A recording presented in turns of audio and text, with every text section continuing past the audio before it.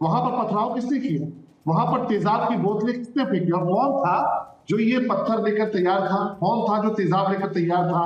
तो निश्चित तौर पे बहुत बड़ी विचारधारा है जिसको इस बात के बारे में सोचना पड़ेगा कि उत्तर प्रदेश में 2017 से पहले जब समाजवादी पार्टी की सरकार थी, आप कल्पना नहीं कर सकती हैं कि जहां पर मंदिर और मस्जिद साथ में थे, वहां मंदिरों की घंटियां पकड़ के पुलिस वाले खड़े होते थे। सोचिए, ये था सेकुलरिज्म का चेहरा कि मंदिरों की घंटियां पकड़ के सिपाही खड़े होते थे कि मंदिर की घंटी पकड़ अगर बच जाएगी तो सांप्रदायिक सौहार्द बिगड़ जाएगा। ये स्थिति थी।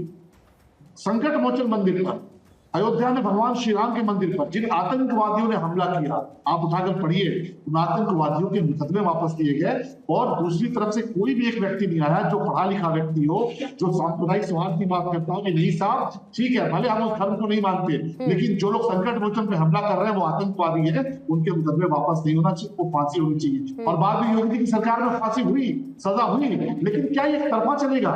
हम कह नहीं साहब चलो हम तो आपके साथ हैं, हम तो दंगा फसाद नहीं होने देंगे, लेकिन संकट मोचन पर हमला करने वाले आतंकवादी को जब एक सरकार रिहा करती है तो क्या दूसरी तरफ से किसी को आगे नहीं आना चाहिए?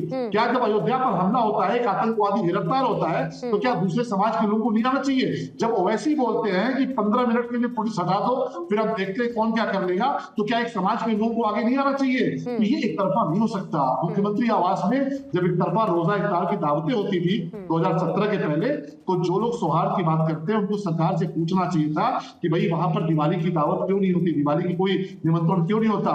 जो हमारे 4 साहिबजादे शहीद हुए सिख समाज के, सरदार जो सिख समाज के लोग उनको मानते हैं, उनको लेके आयोजन क्यों नहीं होता?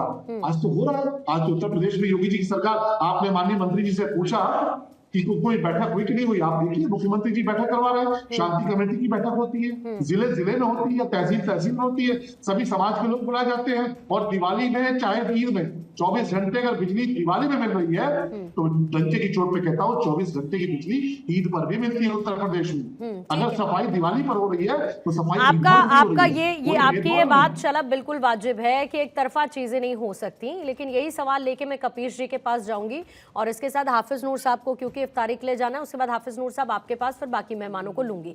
लेकिन साथ ही शलभ ये कहते हुए कि पूरे उत्तर प्रदेश को आप भी बहुत करीब से बारीकी से जानते हैं, मैं भी समझती हूँ, और ऐसे बहुत सारी जगह हैं जहां पर मस्जिद मंदिर बगल बगल में दीवारों से सटे हुए न जाने कितने सालों से बने हुए हैं। वहां की व्यवस्था अभी उत्तर प्रदेश की सरकार चला रही है और आगे भी चलाने की जिम्मेदारी जब तक सरकार आपकी है आप ही की रहेगी, कि किसी तरीके का कोई रकस कहीं पर भी नहीं हुआ। आपने बहुत सारे एग्जाम्पल्स दिए और कपीश जी इसमें कुछ बातें तो वाजिब सी नजर आती है ना। मैं मऊ की बात कर लेती हूँ और उसी एग्जाम्पल के साथ में आगे चलती हूँ, और वो छोड़ दीजिए, वडोदरा में कोई एक फरमान निकला स्कूल के टाइमिंग को चेंज करने को लेकर, जगह जगह से इस तरीके के फरमान आ रहे हैं, ये कर दीजिए वो कर दीजिए। जब मऊ में सब कुछ हुआ तो वहां पर मौलाना साहब ने कहा कि मुझे तो यही नहीं समझ में आया कि कैसे मस्जिद के सामने से जुलूस निकल गया। मतलब भारत ने चैंपियंस ट्रॉफी जीत ली, वहां पर लोग जश्न मना रहे हैं, मस्जिद के सामने से जुलूस निकलने पर इतनी इनसिक्योरिटी हो गई। भाई कहां पर हम रह रहे हैं? हम पाकिस्तान में रह रहे हैं, हम बांग्लादेश में रह रहे हैं, कहां पर रह रहे हैं हम? किया है कि कहां पे हम रह रहे हैं। आप सहिष्णु भारत में रह रही हैं और क्यों कह रहे हैं? एक सरकार का जो दायित्व है वो एक धर्मगुरु का नहीं हो सकता। धर्मगुरु तो अपने धर्म के बारे में ही सब कुछ कहेगा, लेकिन एक सरकार को किसके बारे में कहना चाहिए? जिसने इस संविधान की शपथ ली है और मंत्री पद पर बैठे हुए रघुराज जैसे लोग मंत्री के पद पर धब्बा है क्योंकि वो देश के संविधान के साथ खेल रहे हैं। केतकी सिंह विधायक हैं, आज वो भारतीय संविधान के विरुद्ध जाके क्या कह रही है कि मुसलमानों के लिए अलग चिकित्सालय होना चाहिए। क्या कह रहे हैं रघुराज जी कि हिजाब पहन करके पुरुष घूमे। अरे आपके प्रशासन पे मैं क्या कहूं, चूड़ी पहन लेना चाहिए उत्तर प्रदेश सरकार और सरकार के प्रशासन को, कि जो व्यक्ति हिजाब पहनने की ताकीद कर रहा है पुरुष को, लेकिन अपने प्रशासन में सुधार नहीं कर रहा है, कि हिंदू मुस्लिम एकता कमेटी जो सदियों से चलती चली आ रही है, आपने उसकी एक बैठक नहीं बुलाई, आपने कोई मशवरा नहीं किया। ये एक सेकुलर राष्ट्र है, पंथ निरपेक्ष राष्ट्र है, और पंथ निरपेक्ष राष्ट्र के एक मंत्री जिन्होंने इस देश को अक्षुण्ण रखने की और निष्पक्ष रूप से काम करने की बातें कही हैं कि हम किसी भी धर्म और जाति पर जो है अलग से पक्षपात नहीं करेंगे, वो पक्षपात करते हुए नजर आ रहे हैं। और आप किसी धर्म गुरु की बात कह करके इस पर पानी नहीं फेर सकते। नहीं तो कपिश जी सब चीजें एक तरफा होंगी, मुस्लिम इनसिक्योर होता चला जाएगा, मुस्लिम इनसिक्योर होता चला जाएगा, मुस्लिम को समस्या होने लगेगी। सर मैं फिर वही सवाल, नहीं सर कपिश जी, मैं फिर उसी बात पर, मैंने बहुत वाजिब बात पूछी कि हम कहां पर रह रहे हैं, हम भारत की बात करें। नूर रहमती साहब आ रही हूं, बस 2 मिनट का सर समय दीजिएगा, फौरन आ रही हूं आपके पास। शलभ पहले आप जवाब दे लीजिए जो कपिश जी ने सवाल उठाया उसका। देखिए, जफर याब जिलानी साहब मॉबी एक्शन कमेटी के चेयरमैन थे और राम मंदिर के खिलाफ मुकदमा लड़ते थे। जफर याब जिलानी गौर से सुनिए गए और बकायदे राम मंदिर का विरोध करते थे और कोर्ट के भीतर खड़े होकर कहते थे कि राम तो काल्पनिक है, राम का मंदिर तो था ही नहीं, तो फर्जी जगह है, ये तो बाबरी मस्जिद थी। जफर याब जिलानी को सरकारी तनख्वाह कौन देता था इस मुकदमे को लड़ने के लिए, आपको पता है? समाजवादी पार्टी की सरकार, इन्होंने लाल बत्ती दी थी।